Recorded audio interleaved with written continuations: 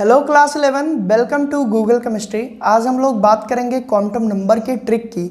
कैसे 5 से 10 सेकंड में हम क्वांटम नंबर का कैलकुलेशन कर सकते हैं, या n की वैल्यू दी है तो l की वैल्यू 1 सेकंड के अंदर हम बता सकते हैं। m s की वैल्यू सभी वैल्यू हम 2 से 3 सेकंड में कर सकते हैं। बस इसके लिए मेरी शुरू की बातें 2-3 मिनट आप ध्यान से सुनिएगा।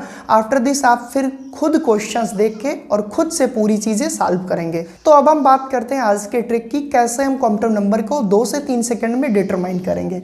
अगर हम बात करें तो हमारी 4 क्वांटम नंबर है, जो कि हम लोगों ने पिछले लेक्चर में देखा। स्टूडेंट्स, आपसे इतना ये भी कहूँगा कि अगर आप पिछला लेक्चर नहीं देखे हैं तो सबसे पहले उस लेक्चर को देख लें। क्वांटम नंबर का पूरा कॉन्सेप्ट अगर आपको क्लियर हुआ है तो ये ट्रिक आपको बहुत अच्छे से समझ में आएगी।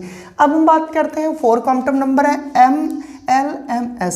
ये हमारी प्रिंसिपल क्वांटम नंबर है, ये एजीमुथल क्वांटम नंबर है, ये मैग्नेटिक क्वांटम नंबर है और ये स्पिन क्वांटम नंबर है। बात करें अगर n की वैल्यू आपको कहीं पे 1 लिखी हुई है, 2 लिखी हुई है, 3 या 4 या 5, तो 1 अगर n की वैल्यू है इट मीन्स k सेल की बात हो रही है, 2 है तो l सेल की बात हो रही है, और 3 है तो m सेल की, 4 है तो n। इतनी चीज़ें क्लियर। अगर 5 है तो ऐसे बढ़ते जाएगी। और एक चीज़, l की वैल्यू अगर 0 है इट मीन्स s सब सेल की बात हो रही है, l की वैल्यू 1 है इट मीन्स p सब सेल की बात हो रही है, l की वैल्यू अगर 2 है इट मीन्स d सब सेल की बात हो रही है, और अगर l की वैल्यू 3 है इट मीन्स f सब सेल की बात हो रही है। इतनी चीज़ें आपको अपने नोटबुक में लिख लेना है। अब यहाँ से हम शुरू करेंगे क्वेश्चंस करना। देखिए, पहले तो हम आपको बता दें कि जो हमारी n की वैल्यू होती है, अगर n की वैल्यू मान लीजिए 2 है, कॉमन सेंस लगाइए, अगर n की वैल्यू मान लीजिए 2 है तो l की वैल्यू के लिए हमने आपको क्या बताया था कि l की वैल्यू 0 होगी और मैक्सिमम इसकी n-1 यानी 0 to n-1 होगी किसकी, l की वैल्यू। अब आप सोचेंगे ये यहाँ पे 2 है, 0 to n-1 का क्या मतलब है?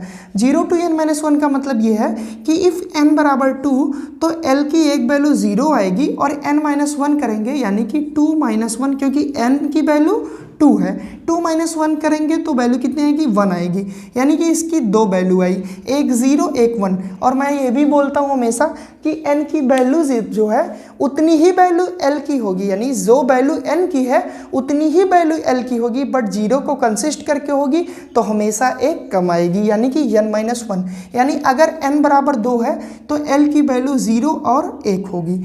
अब यहाँ से हम कहें अगर n बराबर 3 है तो l की वैल्यू n-1, यानी कि मैक्सिमम कितनी वैल्यू आएगी, n-1 करेंगे तो 2 आएगी, क्योंकि 3-1 करेंगे 2, यानी कि 0 से लेके 2 तक लिखना है तो 0 लिखे, 1 लिखे और 2 लिखे, तो l की ये हमारी 3 वैल्यू मिली और n बराबर 3 आया था, यानी n बराबर जितना आएगा उतनी वैल्यू हमको यहाँ लिखनी है, बट वैल्यू को 0 से शुरू करना है। ये चीज़ क्लियर।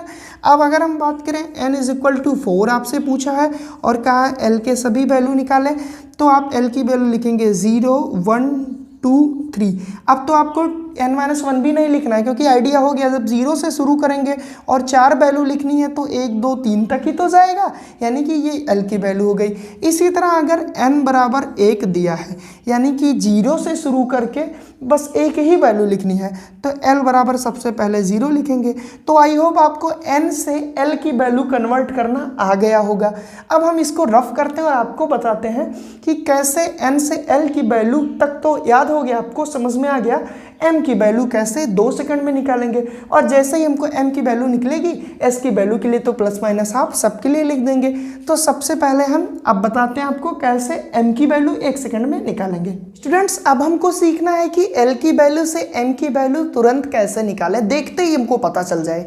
तो देखिए, सबसे पहले हमको क्या करना है, n की वैल्यू मान लीजिए हमारी 2 है, l की वैल्यू हमारी कितनी आएगी, 0 आएगी, 1 आएगी। अब आप समझ गए होंगे क्यों, क्योंकि n-1 करेंगे तो n-1 करके मैक्सिमम वैल्यू कितनी आएगी, 1 आएगी, यानी कि मैक्सिमम 1। और शुरू कहाँ से करना था, 0 से। ये तो था l के केस में, क्योंकि मैं आपको यहाँ पे लिख भी दे रहा हूँ कि अगर n के लिए l की वैल्यू निकालनी है तो 0 से शुरू करके n-1 तक हमको जाना है। क्लियर। ये हुई हमारी n से l की वैल्यू।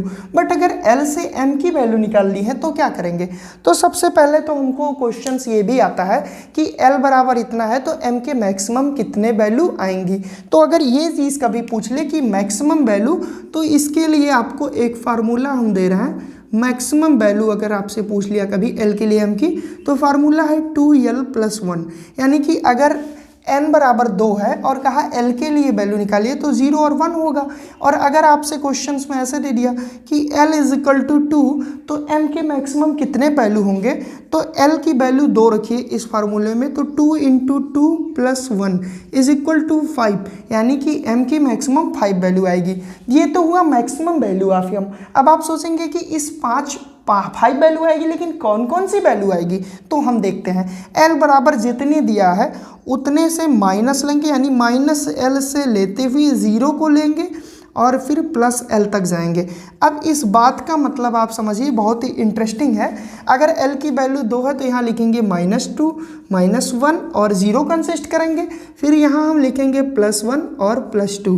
क्यों +2 है गए, क्योंकि l की वैल्यू 2 है, यानी कि माइनस से शुरू करके प्लस तक जाएंगे और 0 को लेंगे।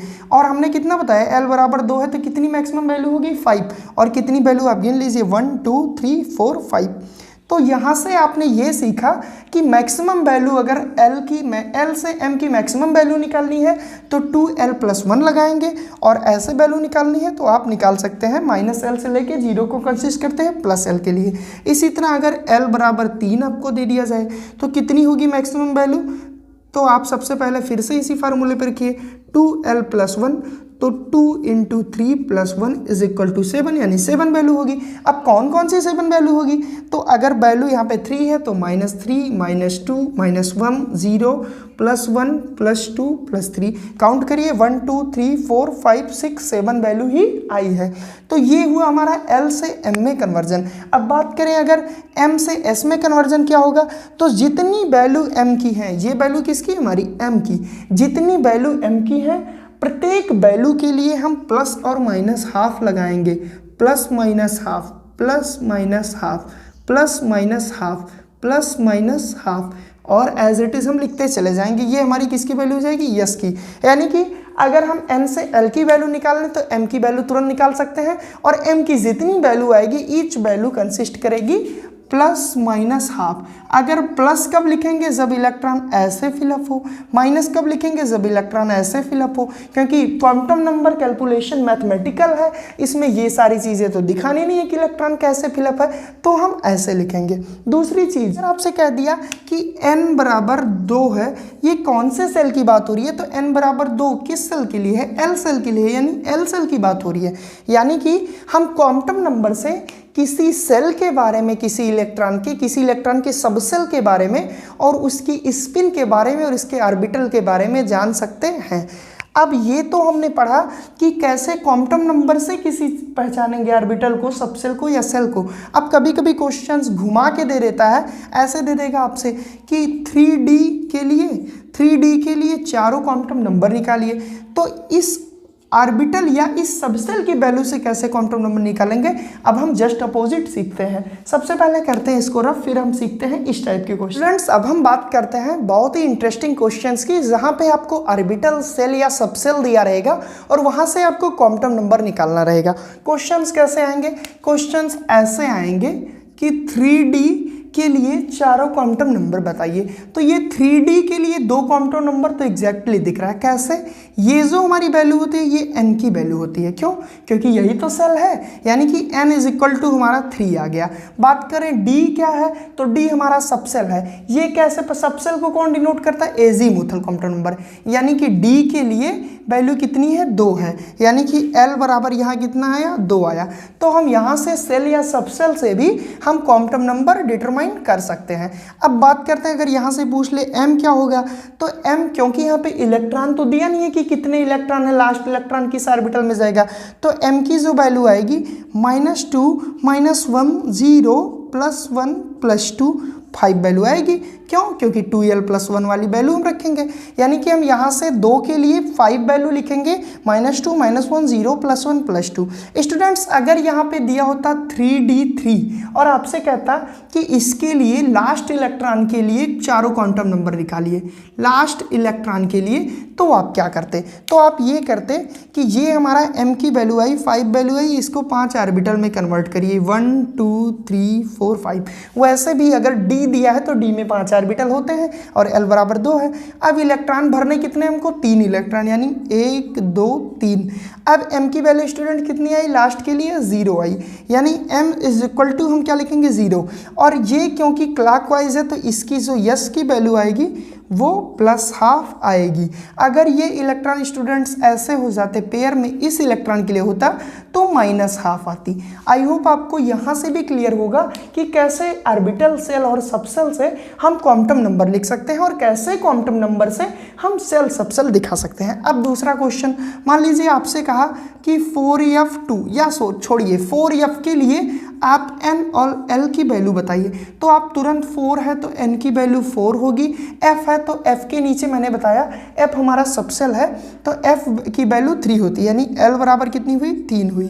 अब m की वैल्यू निकालने का तरीका आपको मैंने बता ही दिया, साथ में हर m की वैल्यू के लिए s के +½ और -½ क्लॉकवाइज है तो +½ एंटी क्लॉकवाइज है तो -½ हम 1-2 क्वेश्चंस आप कहिए तो और देख लें, चलिए ठीक है देख लेते हैं 1-2 क्वेश्चंस। हम यहाँ पे लिखते हैं क्वेश्चंस, हमारा क्वेश्चंस है 4s1 के लिए चारों क्वांटम नंबर, अंतिम इलेक्ट्रॉन तो एक ही इलेक्ट्रॉन है तो अंतिम ही होगा, तो यहाँ पे n = 4, l = s के लिए 0 है, आप देखिए 0, यानी जब l की वैल्यू 0 तो m की वैल्यू भी 0 आएगी। अब s की वैल्यू एक इलेक्ट्रॉन है तो वो क्लॉकवाइज जाएगा s ऑर्बिटल में, यानी कि +½ तो आई होप आपको बहुत ही अच्छे से क्लियर हुआ होगा क्वांटम नंबर का ये 2-3 सेकंड में क्वेश्चन सॉल्व करने का तरीका। और अधिक क्वेश्चंस प्रैक्टिस करना चाहते हैं तो डिस्क्रिप्शन बॉक्स में मैंने क्वेश्चंस और ये ट्रिक PDF फॉर्म में लिंक कर दिया है, वहाँ से जाके देखिए या हमारे व्हाट्सएप को ज्वाइन करिए, वहाँ से और ज़्यादा मटेरियल आपको मिलेगा। आज के लिए बस इतना स्टूडेंट्स, थैंक यू।